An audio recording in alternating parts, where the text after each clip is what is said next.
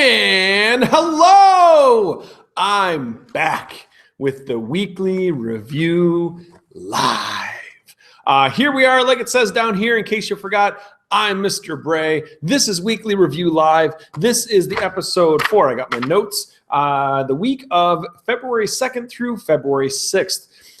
Yeah, I'm back. I got to remember how this all works. It's been a long time since I've done one of these now, but the court shows are over, so my Fridays are back open. Here I am. Let's rock and roll. And I only got a little bit of battery left, so we're gonna get kicking.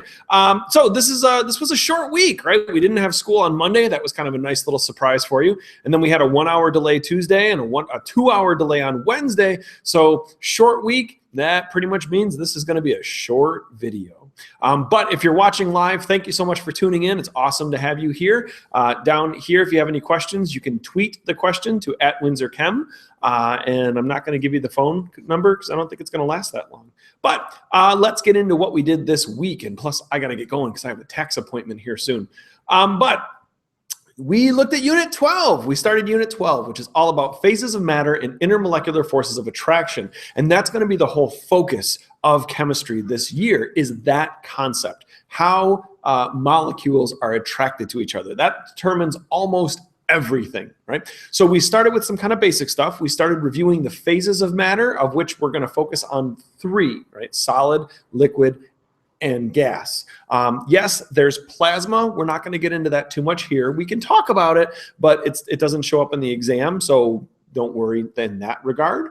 And there is actually a 5th state of matter that's been investigated for about a year now that is showing some really interesting promises. And so if you're interested in that, let me know. I can get you some information. But we talked about solids, liquids, and gases, which I know you talked about in middle school, but we kind of took it up a notch. Not only did we talk about the particle spacing, but also the particle movement. And we kind of switched things up a little bit and changed your view of particles. So solids, we said, were packed incredibly tightly together. And even though they're packed so tightly, the particles still move. A lot of people like to think that the particles of a solid don't move. They do. They vibrate in place. And then we said that the words Regents likes to use are that the molecules or the particles are in fixed, regular, reoccurring geometric patterns. That's what solids are all about. That's the crystal. Now, I'm hoping this is working out because I'm looking at my mouth moving different than my mouth is talking, so I hope there's not a weird delay. If there is, I'm sorry. But anyway, yeah, fixed, regular, reoccurring geometric pattern. Those are crystals. That's a solid. Now, solids have a definite shape, meaning they don't magically change shape on their own, and they have a definite size or volume, meaning they don't magically get bigger or smaller on their own. So that's solids. Then we talked about liquids. Liquids are spaced just a little bit more apart than a solid. Not much, certainly not like the pictures they show in textbooks. Just a little bit more. But that little bit more spacing lets them kind of sneak past each other and move around, which is what allows liquids to change their shape. So like we said, liquids have a definite volume. They don't magically get bigger or smaller, but they have no definite shape. They take the shape of their container. So cool, they can flow. And that's because the particles can pass by each other.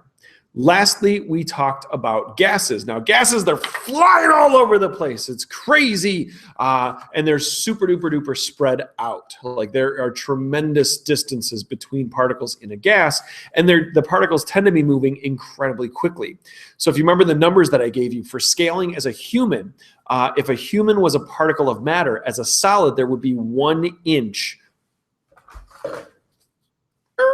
separating you and the neighbor. That's like, the size of your eye. That's crazy. As a liquid, that space increases to 1.2 inches. Whoa. So not a whole lot more spacing, but just enough to get by each other. As a gas, like 1.27 miles separating them. So there's just crazy space separating gas particles, which is why you can compress gases. And I know you know this. You can squeeze a gas because imagine if there's that much space between you, there's a lot of room that you can get squeezed in, right? As a liquid, there's you're going to apply a ton of force and only get a little tiny bit of change. So liquids, even though they can be compressed, they're relatively speaking incompressible. You can't really squeeze a liquid. That's what hydraulics are all about. And then solids, yeah, you can't squeeze a solid. They're packed so tightly together, there's no space to get them any tighter. So I mean, yes, you can compress them, but the amount of change is just insignificant. And the amount of effort it takes is so insurmountable that for the most part, liquids and solids cannot be compressed, but gases can. Sweet. From there, we got into phase changes, and there were 6, I think, that we talked about all together. Let's see, I got to remember now. So melting is when you go from a solid to a liquid. Yep, melting, solid to a liquid. Notice I didn't say ice to water because that's not totally true, right? Ice is water and water is water. So you're not going from ice to water, you're going from water to water. It just happens to be solid water to liquid water. And that's where things can get confusing, but you're not making anything new. That's why all of these phase changes are physical changes. A phase change is a physical change. So yeah, going from a solid to a liquid is melting. Going from a liquid to a solid is freezing. Most of you knew that one, not a big deal. Going from a liquid to a gas is evaporation. It can be boiling, but that's a little specific. We'll get to that later this unit. So liquid to a gas, evaporation. Gas to a liquid, condensation. Pretty straightforward. Most of you knew that one. The 2 big money makers were sublimation, which is going from a solid to a gas, skipping the liquid phase. Sublimation, solid directly to a gas, skipping the liquid phase. That's things like dry ice and iodine. We saw the videos for that.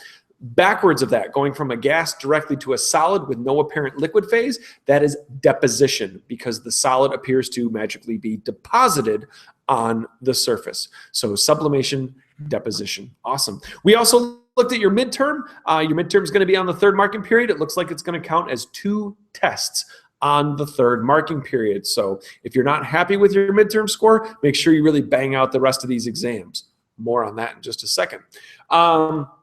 And then today we looked at the practice regions. I think y'all did really, really well on that. I was happy with the questions that we saw, and I was pretty happy with the results. Y'all did fairly well. So keep that in mind that, like I said, the Regents exam is completely doable. It is a totally attainable goal for you to pass the Regents exam. And we're going to look at more practice exams as time goes on. Maybe not every week, but we'll look at some more. Don't worry. So anyway, where that takes us to is upcoming stuff.